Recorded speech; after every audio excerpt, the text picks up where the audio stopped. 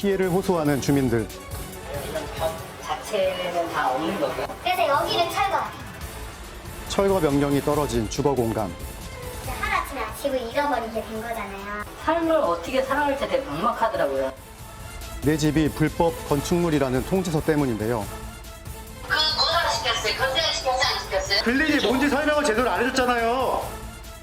이행강제금이 부과되어 피해를 호소하는 근생빌라 주민들의 이야기. 지금 만나보시죠. 경기도 성남시에 위치한 주택가. 겉보기엔 일반 주택이지만 불법 건축물로 적발되었다고 하는데요. 안녕하세요. 네.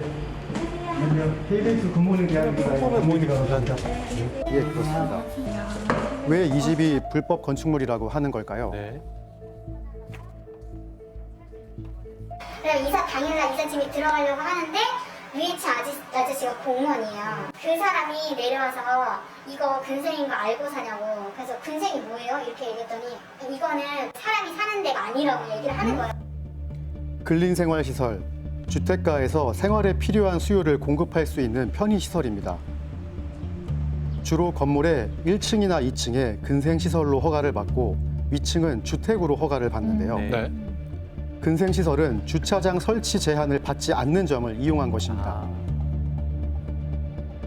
피해 주민은 집을 소개해준 공인중개사가 근생시설이라는 설명을 제대로 해주지 않아 근생시설인지 모르고 매입했다고 주장합니다. 그리고 나서 이제 계약서 쓸 당시에 이게 사실은 근생 빌라로 허가를 받은 건데 근데 거주하는 데는 문제가 없다. 실제 용도는 주택으로 쓰는 거다라고 또 계약서를 보여줬어요. 공인중개사는 계약 당시 다세대 주택으로 소개하며 계약을 진행했는데요. 문제 없게 살 수 있는 거 건축주한테 확인받겠다고 했더니 건축주가 이사 당일 건축주와 직접 통화했다는 피해 주민. 저희한테 문제가 생기면 다 그거 책임지시는 거예요? 저한테 4, 5천원 더 주시면은 내가 죽을 때까지 책임져 줄게요. 아니 그런 게 어딨어요. 지금 우리가 주거 못하고 들어가서 허시라고 하잖아요, 지금. 그리고 또 하나, 나오지도 않아요. 그리고 나왔을 때 설명을 해드릴게요. 원룸 높이 수준이 뭐냐면 딱 이거예요. 이삿짐도 다 빼면 됩니다. 공무원이 옵니다. 그럼 사진을 찍어요. 찍고 나서 오후에 그 공무원 간 다음에 그 집을 집으로 내는 거예요. 뭐 정리는 하셨는데? 내가 드릴게요. 막무가내.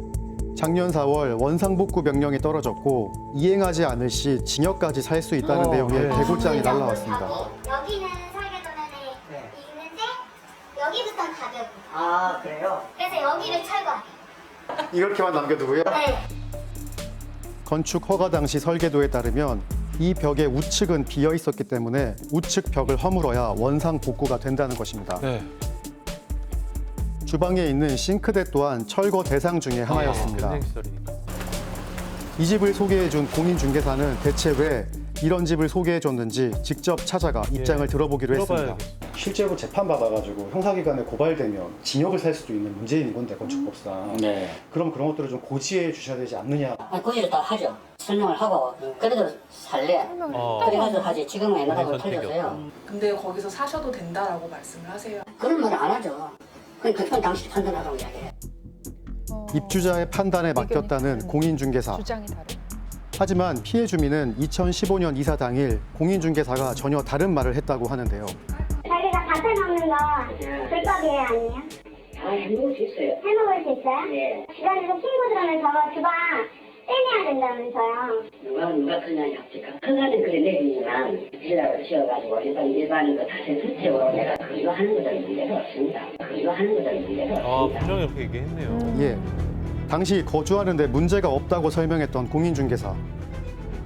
여기서 살면 안 된다고 하니까 이제 하루아침에 집을 잃어버리게 된 거잖아요. 그래서 서민들만 대상으로 이제 이렇게 안 좋은 일이 생기니까 그러니까 더 살기가 더 힘들어진 거예요. 또 다른 피해 주민도 만나봤습니다. 이 집도 마찬가지로 원상복구 명령을 받았다고 하는데요.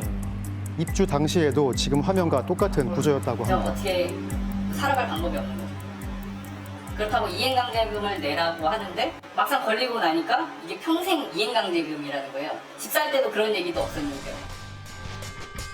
건축법 위반으로 이행 강제금이 부과된 상황.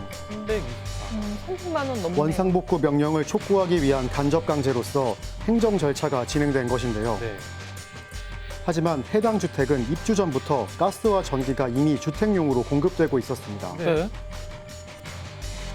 대가수 피해자들 입주하기 전에 건축주가 상대로 그러게요. 저를 이제 처벌을 할 수 있던 부분인데, 예. 근데 그걸 못하고 애꾸 이제 매수자만 그런 일리가 있는 말이네요. 애초에 그냥 할 수 없게 만들어. 책임져 온다. 피해 주민들의 계약서를 확인한 결과 이상한 조항도 포착했습니다. 분명히 계약서에 근린생활시설이라고 적혀 있거든요. 적혀 있는데 아래 특약사항에 매수인은 본 주택에서 영업행위나 무속행위를 할 수 없다라는 조항이 들어가 있어요.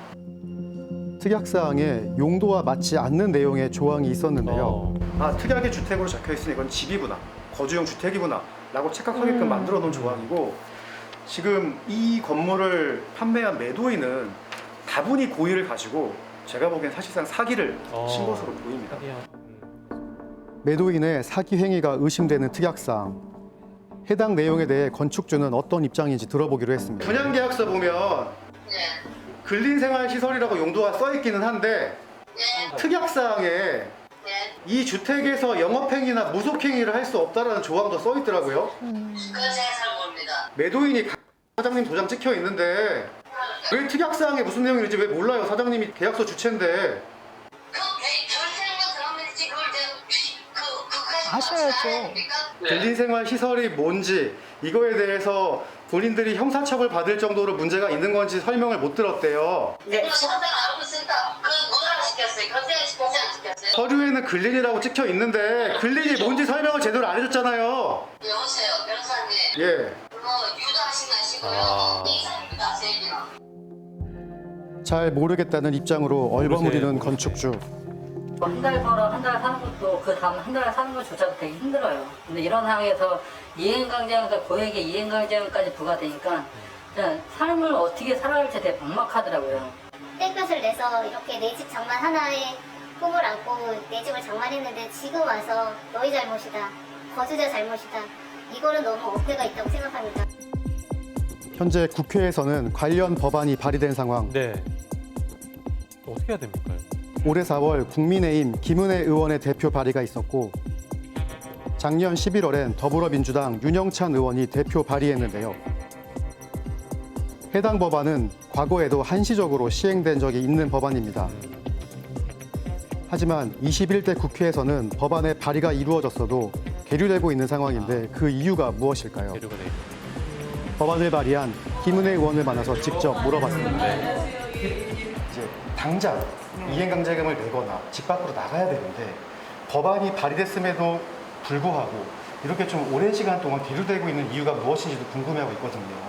부처 측면에서는요, 한번 양성화를 했으면 충분하다. 그리고 양성화를 거듭하면 오히려 불법을 자행하고 나서 내성이 생기게 된다. 그리고 사례가. 불법을 합법화하는 것이 사실상 반복되면 안 된다라고 하는 법적인 안정성을 이야기하고 있습니다. 피해자들이 저는 일부분 그 부분은 수용을 합니다. 다만 19대 때 양성을 할 때 그 양성화에 대한 홍보 부족으로 많은 분들이 구제를 받지 못했었어요. 21대 때 이번에 여야 의원들이 모두가 다 이 법안을 발의를 한 상태입니다. 그래서 이번 국회에서는 꼭 처리할 수 있도록 의원님들과 그리고 좋겠네요. 부처 간의 커뮤니케이션으로 설득 작업을 진행할 예정입니다. 피해 주민들의 구제를 위한 여야의 노력이 다행히 이루어지고 있는데요. 내 집에서 맘 편히 살 수 있도록 해당 법안의 통과가 이루어지기를 기원합니다.